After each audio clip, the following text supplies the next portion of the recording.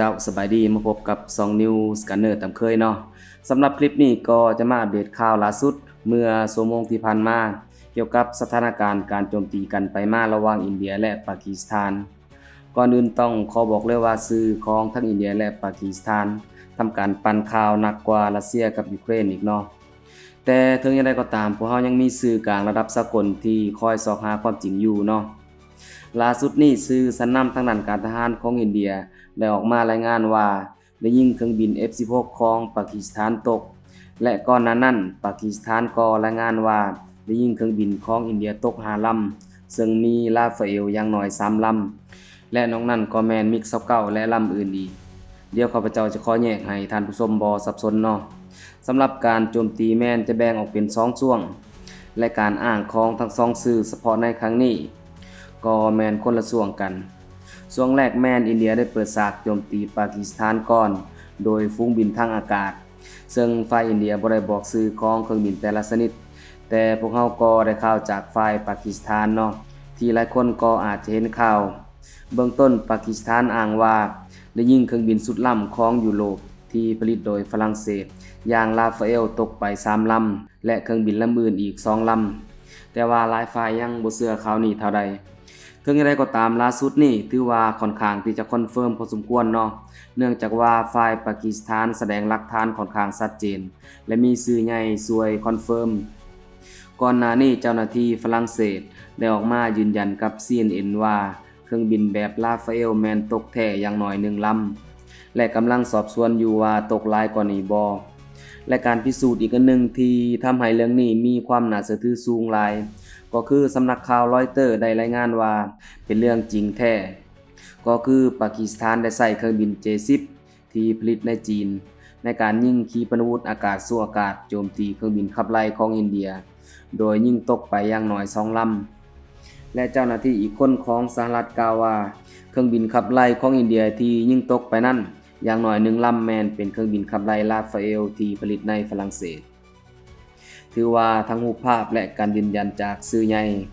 คิดว่าความเป็นไปได้ในการที่ปากีสถานจะยิงเครื่องบินราฟาเอลตกแม่นน่าจะเป็นจริงแท้เนาะ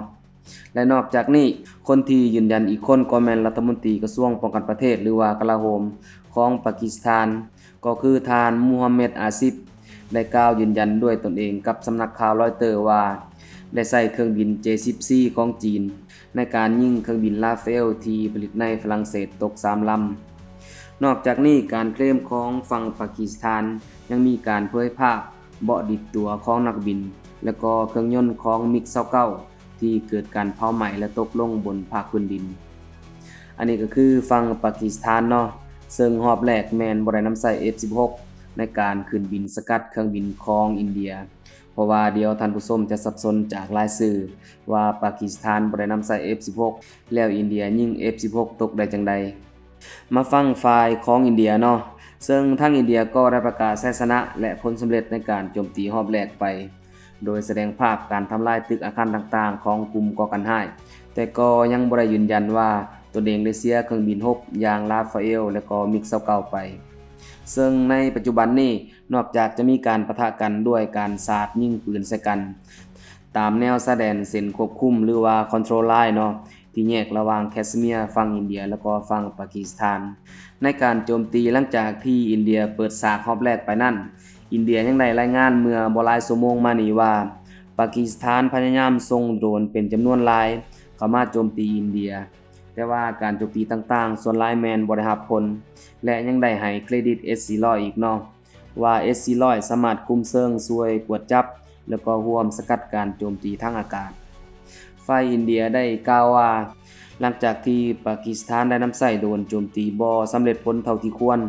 ทางปากีสถานจึงได้นำใช้เครื่องบิน F-16 ในการโจมตีทางอากาศและอินเดียแม้นได้ใช้ S-400 ในการยิง F-16 ของปากีสถานตกพร้อมทั้งเผยภาพวิดีโอตอนเครื่องบินถูกยิงตกเนาะ